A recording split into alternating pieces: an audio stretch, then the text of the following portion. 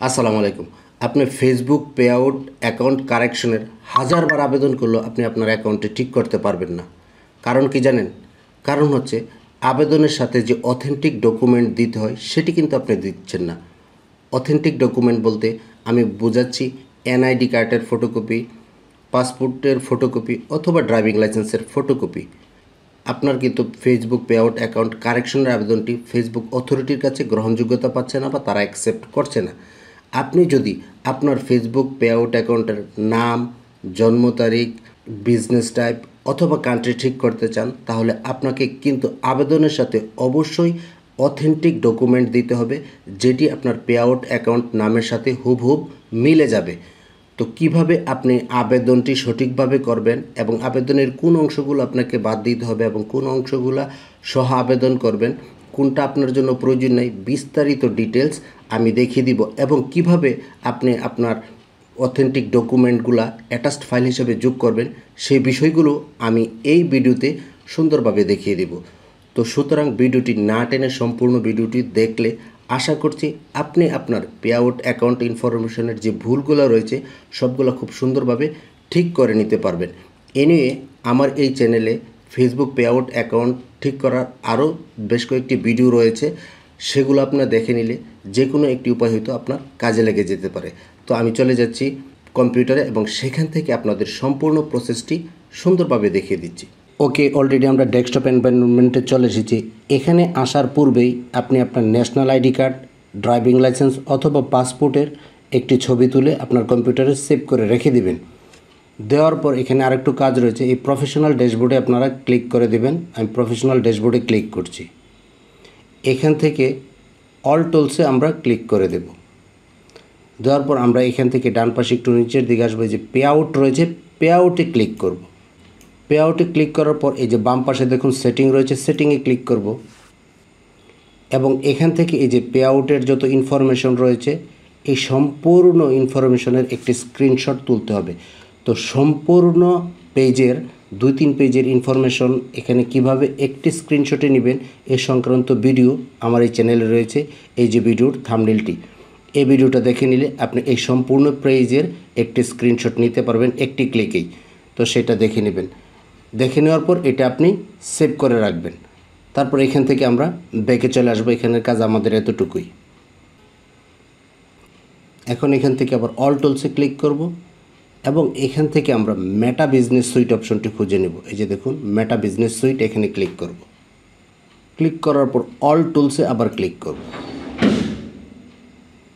তারপর এখান থেকে অ্যাডস ম্যানেজারে ক্লিক করে দেব। এখন এই বাম পাশ থেকে আমরা রিপোর্টে প্রবলেমে ক্লিক করব এবং এই যে select topic how we can improve, এখানে দেখুন সিলেক্ট টপিক, এখানে ক্লিক করব। ক্লিক করার পর এখান থেকে আমরা আদার অপশনটি সিলেক্ট করে দেব। দেওয়ার পর এখানে আপনাদের একটি অ্যাপ্লিকেশন লিখে দিতে হবে। আমি অ্যাপ্লিকেশনটি আপনাদের দেখিয়ে দিচ্ছি। এখন এই যে দেখুন আমার application, subject request for correction pay out account information, message dear Facebook support team, এখানে বিস্তারিত লেখা আছে। এখানে দেখুন আপনার নাম যদি ভুল থাকে এখানে ভুল নামটা দিবেন, এখানে শুদ্ধটা দিবেন।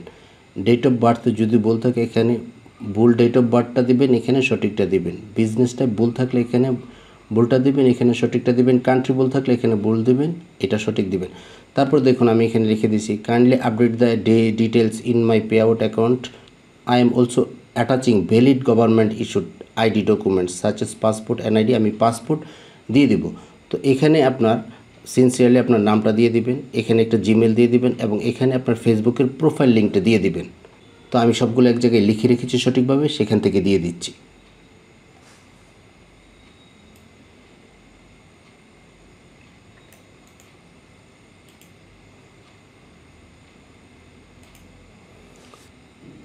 এখানে আমি এই ঘরের মধ্যে অ্যাপ্লিকেশনটি দিয়ে দেব। অ্যাপ্লিকেশনটি আপনারা পেয়ে যাবেন আমার গুগল লিঙ্কে। এখন যেই পে আউট অ্যাকাউন্টের যে জায়গায় ভুল ছিল আমরা যে স্ক্রিনশট নিয়েছি সেই স্ক্রিনশট এবং আমার এনআইডি কার্ডের কপিটি এখানে যুক্ত করতে হবে। আমি এখানে যুক্ত করে দিচ্ছি।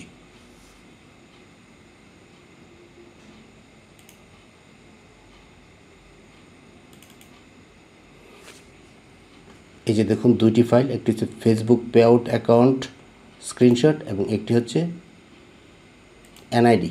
এই দুইটি দিয়ে আমি ওপেনে ক্লিক করছি।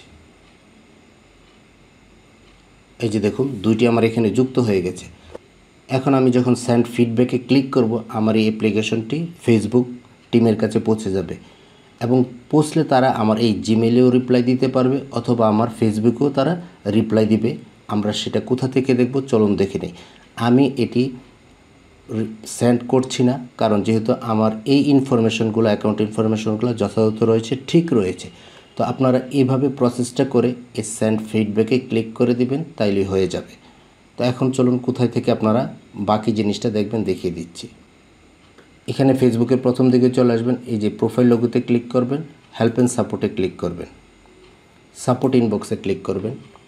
আপনি যখন তাদের কাছে এই অ্যাপ্লিকেশনটা পাঠাবেন, এখানে আপনারা তাদের মেসেজটা দেখতে পারবেন। তারা মেসেজ আপনাকে যখন দিবে, এখানে কিন্তু আপনারা সেই মেসেজগুলো দেখতে পাবেন। আশা করছি কীভাবে আপনারা এই কাজটি করবেন খুব সহজে বুঝতে পেরেছেন। ধন্যবাদ। তো আমার এই হেল্পফুল ভিডিওটি যদি আপনাদের কাছে ভালো লেগে থাকে, আমার চ্যানেলটিকে সাবস্ক্রাইব করার অনুরোধ রইল। দেখা হবে অন্য কোনো দিন অন্য কোনো নতুন ভিডিও নিয়ে। সে পর্যন্ত সকলের মঙ্গল কামনা করছি। টিল দেন, আল্লাহ হাফেজ।